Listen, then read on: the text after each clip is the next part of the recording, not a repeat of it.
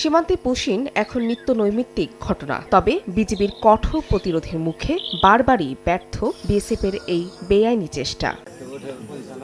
শুক্রবার রাতেও চাঁপাইনবাবগঞ্জের গোমস্তাপুরের রকুনপুর সীমান্তে নদীপথে নৌকা করে ১৫ জনকে বাংলাদেশে ঠেলে পাঠানোর চেষ্টা করে বিএসএফ। বিষয়টি টের পেয়ে তাৎক্ষণিক রুখে দেয় বিজিবি। তাদের সঙ্গে গ্রামবাসীও অনড় অবস্থানে থাকে।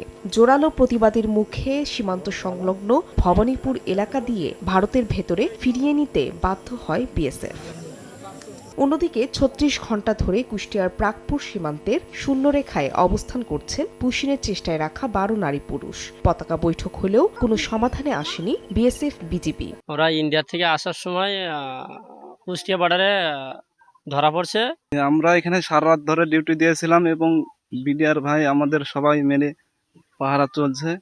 সবসময় আমরা আসি থাকবো, এটা জানে ওরা পুশিং না করতে পারে এই ব্যবস্থা আমরা করেছি।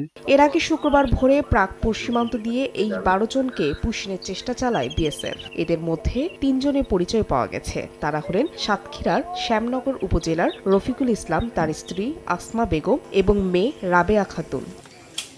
ফাহরিয়া ফারজানা, সময় সংবাদ।